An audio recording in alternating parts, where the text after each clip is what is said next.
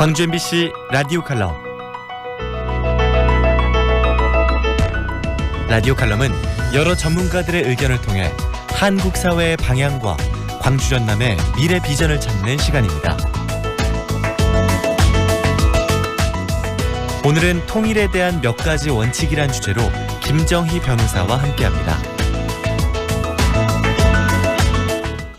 요즘 한반도 정세를 보면 정말 변화무쌍하죠. 트럼프가 6월 12일 북미 정상회담을 하지 않겠다고 하더니 2차 남북 정상회담이 성사되고 상황은 급변하였습니다. 저는 오늘 현충일을 맞이하여 통일에 관한 몇 가지 원칙을 말씀드리고자 합니다. 첫째, 통일을 지향하되 조급해서는 안 됩니다. 무엇보다도 중요한 것은 한반도의 평화입니다. 남과 북이 서로 적대시하지 않고 만나고 왕래하는 평화체제를 구축하는 것이 중요하다고 생각합니다. 종전 선언을 하고 북한, 미국, 중국, 한국이 평화협정을 체결한다면 한반도는 최후의 분단국에서 동북아시아 평화시대의 중심에 서게 될 것입니다. 그러나 막연히 추구하는 통일은 상대방에게 희생을 강요하게 됩니다. 통일이란 말은 우리 역사와 현실에서 가치 중립적이지 않았습니다. 김일성과 이승만 모두 통일을 주장했지만 그 결과는 6.25 전쟁이었습니다. 박정희, 전두환, 노태우 모두 통일을 주장했지만 독재를 유지하기 위한 수단으로 이용했을 뿐입니다. 서두른다고 통일이 될 수 있는 것도 아니며 섣부른 통일은 오히려 독이 될 수 있습니다. 먼저 평화체제를 구축해야 하는 것이 우리의 숙제입니다. 둘째, 우리가 당사자임을 잊지 말아야 합니다. 한반도의 평화는 이북의 선한 의지만으로 되는 것이 아니고 미국이나 중국이 우리에게 불쑥 선물해 줄 것도 아닙니다. 철저하게 쟁취하고 우리가 만들어가야 합니다.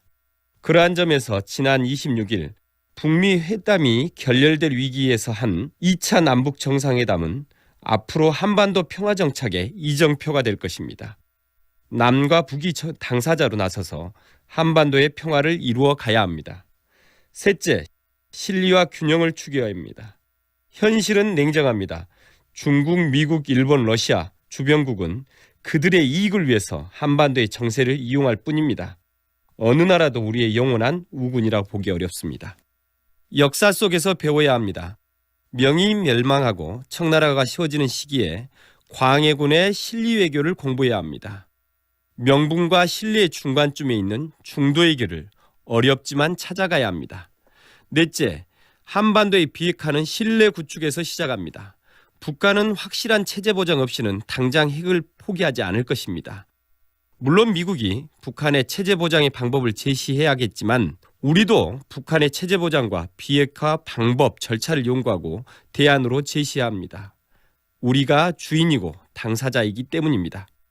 마지막으로 한반도의 평화와 통일의 길에는 장밋빛 전망만 있는 것은 아닙니다. 평화의 길에는 용기와 비용과 희생도 필요합니다. 김정희 변호사는 참여자치 20일 운영위원장과 공동대표를 지냈고 광주지방국세청 납세자 보호위원과 광주광역시 지방세 심의위원을 현재 맡고 있으며 올바른 법 집행과 인권이 살아있는 도시 광주를 만들기 위해 왕성한 활동을 펼치고 있습니다.